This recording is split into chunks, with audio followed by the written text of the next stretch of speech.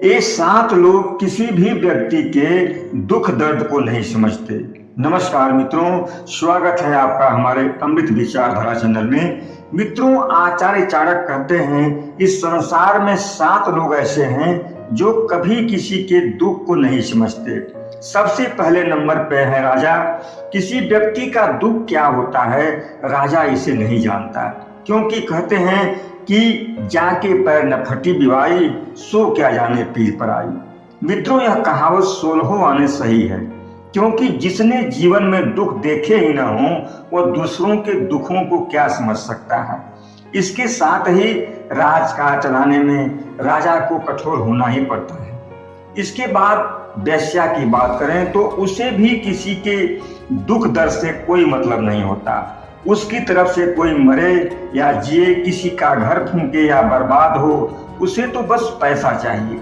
इतिहास गवाह है कि बहुत से लोग, बहुत से परिवार इनके पीछे बर्बाद हो गए। इसके बाद यमराज की बात करें तो यमराज भी दूसरों के दुखों को नहीं देखते। किसी का परिवार रोए या बिलखे, उन्हें तो बस अपना काम करना होता है। इसके बाद नंबर आता है एक चोर का। मित्रों, चोर का तो पेशा ही होता है चोरी करना। और चोर कोई महापुरुष तो होता नहीं है जो दूसरों की पीड़ा को समझे। वो नहीं समझता है कि जिस घर में चोरी कर रहा है, चोरी करने के बाद घर के लोग कैसी मुसीबत झेलेंगे। इसके बाद 5वें नंबर पर एक बच्चे की बात करते हुए चाणक्य कहते हैं कि एक छोटा बालक भला अपने माता पिता या किसी की भी परेशानी या दुख को क्या समझ सकता है। उसका बस काम है जिद करना, शरारतें करना, फरमाइशें करना। पिता के पास पैसा है या नहीं है, उसे इससे कोई मतलब नहीं होता। इसके बाद एक भिखारी की भी यही कहानी है। वह भी हर किसी के आगे हाथ फैला देता है।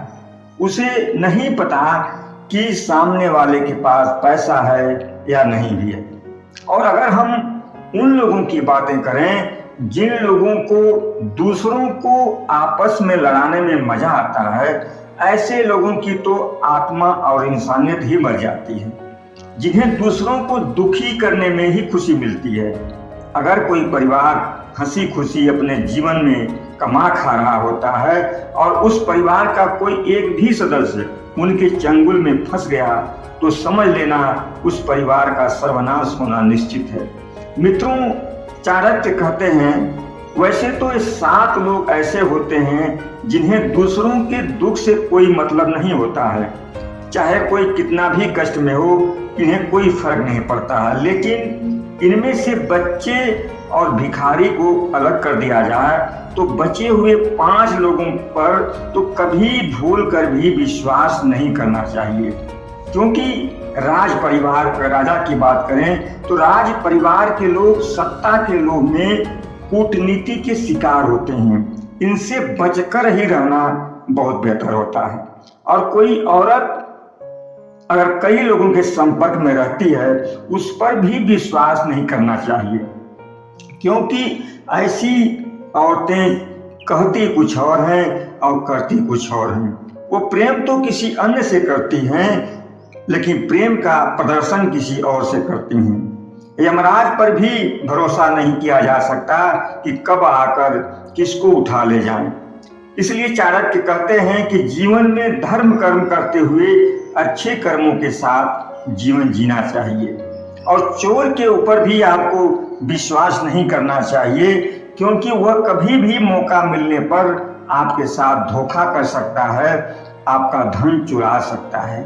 और 5वें नंबर पर वो लोग हैं जिनके ऊपर आपको बिल्कुल ही भरोसा नहीं करना चाहिए। इन लोगों को दूसरों का घर उजाड़ने में बहुत मजा आता है।